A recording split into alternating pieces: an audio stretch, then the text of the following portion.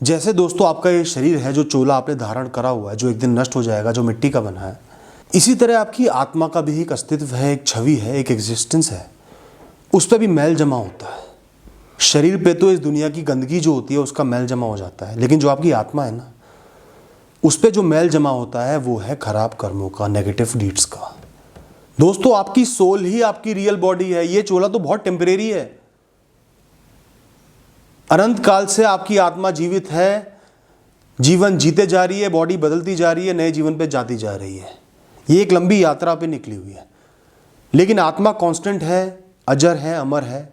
तो आपको फोकस करना है अपने आत्मा के शरीर पर।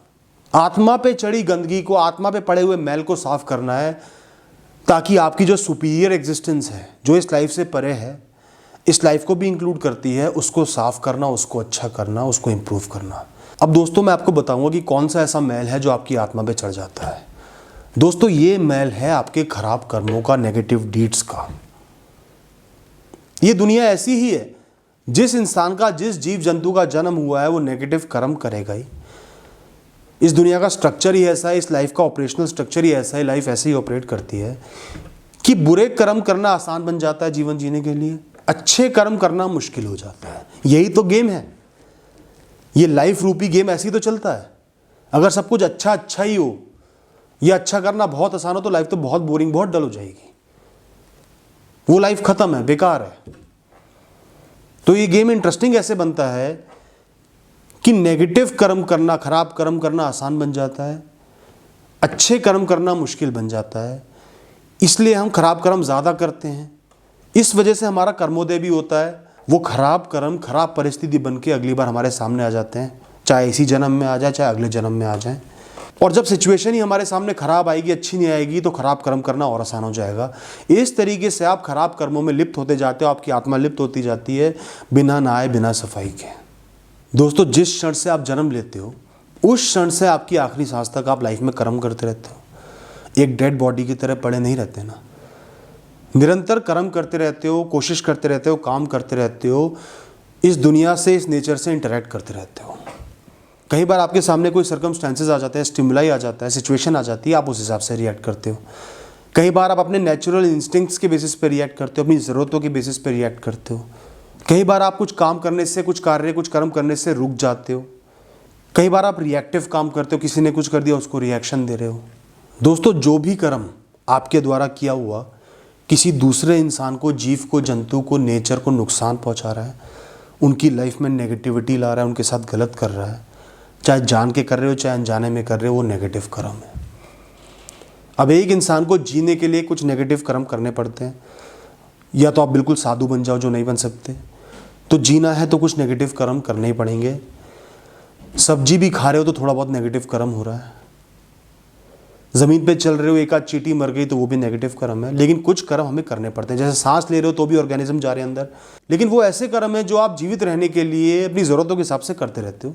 इसके अलावा किसी के मन को दुख पहुंचाना, किसी को चोट पहुंचाना, किसी का इस्तेमाल करना, किसी को नुकसान पहुंचाना, जिसकी आपको ज़रूरत भी नहीं है, सिर्फ मज़े लेने के लिए, प्लेजर लेने के लिए, आपको सही लग रहा है इसलिए, दूसरों के साथ एम्पैथाइज ना करने की वजह से अगर आप गलत कर्म कर रहे हो, नुकसान पहुंचा रहे हो लोगों को, जीवों को, जंतुओं को, नेचर को, तो आप खराब कर्मों को एक्यूमुलेट कर रहे हो, इकट्ठे कर रहे हो, यानी कि मैल इकट्ठा कर रहे हो।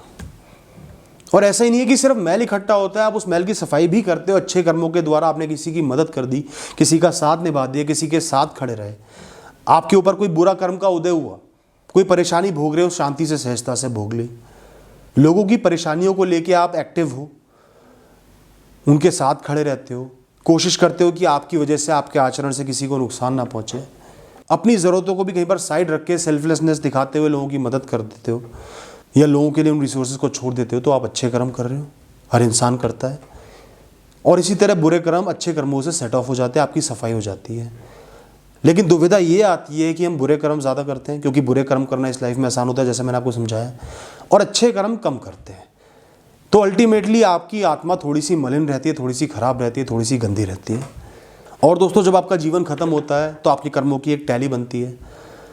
कितने बुरे कर्म करे, कैसे कैसे बुरे कर्म करे, कितने अच्छे कर्म करे, नेट कर्म निकलते हैं कि कितने नेगेटिव कर्म हैं। ज़्यादातर लोगों के टोटल टैली नेगेटिव में ही आती है। उसके हिसाब से आपका नया जीवन डिज़ाइन होगा, अगला जीवन जियोगे। उसमें आपको स्टिमुलाई मिलेंगी, सिचुएशंस मिलेंगी, अच्छी बुरी सिचुएशन आपके सामने आएंगी, एक खाका तैयार होगा अगले जीवन का। कुछ चीज़ें स्पेसिफिक आपके सामने आएंगी, जैसे आपको किसी की मौत देखनी पड़ेगी, जैसे आपको गरीबी का सामना करना पड़ेगा, जो आपके पिछले कर्मों से प्रभावित होगी, नेगेटिव कर्मों की टैली से प्रभावित होगी। कुछ चीज़ें बहुत रैंडम होंगी कि वो इस लाइफ में बस हो गई। कुछ चीज़ें दूसरों के बुरे कर्म होंगे जो वो आपके ऊपर करेंगे। इस तरीके से आपकी अगली लाइफ का एक खाका तैयार होगा और फिर आप नया जीवन जियोगे, उसमें भी कर्म इकट्ठे करोगे, बुरे अच्छे, और एक टैली बनेगी। इस तरीके से आपकी आत्मा जीवन जीते चली जाएगी। तो दोस्तों, अगर आपको अपनी आत्मा को साफ करना है, सफाई करनी है, तो इसका सबसे बढ़िया तरीका है अपनी तरफ से अच्छे कर्म करो। आपको अपनी तरफ से किसी जीव को, जंतु को, ऑर्गेनिज्म को नुकसान नहीं पहुंचाना है जब तक कि आपकी लाइफ पे ना बनाए। सबसे पहली बात। दूसरी बात, आगे बढ़ के किसी की भी मदद करनी है, किसी के लिए अच्छा करना है, लोगों के मुख पे मुस्कान लानी है, लोगों को खुश करना है या जीव जंतुओं को खुश करना है। इसके अगली बात है आपके ऊपर जो कर्मों का उदय हुआ है। आपने कुछ बुरे कर्म किए होंगे इसी जन्म में, पिछले जन्म में कोई सिचुएशन खराब आपके सामने आ गई है, उसको शांति से, सहजता से सहो। जितना रोगे, नेगेटिव डीड्स करोगे उससे बचने के लिए, और नेगेटिव कर्म इकट्ठे होंगे, शांति से सहो, अपनी तरफ से सही कर्म करते रहो। इससे भी आपके पुराने नेगेटिव कर्म कट जाएंगे, सफाई हो जाएगी। दोस्तों, अगर आपने ऐसा पथ अपना लिया, ऐसा रास्ता अपना लिया, तो आपकी आत्मा निश्चिंत ही धीरे धीरे करके शुद्ध हो जाएगी। आपको एक अच्छा जीवन मिलेगा, अच्छे कर्मों के उदय होंगे, अच्छी सिचुएशंस मिलेंगी, आप जीवन में खुश रहोगे, आपके अंदर पॉजिटिव वाइब्स होंगी, पॉजिटिव ऑरा होगा, लोग आपसे खुश रहेंगे, और भी बहुत सारी चीज़ें अच्छी हो जाएंगी, क्योंकि आप एक सुपीरियर क्लीनिंग कर रहे हो। थैंक यू दोस्तों।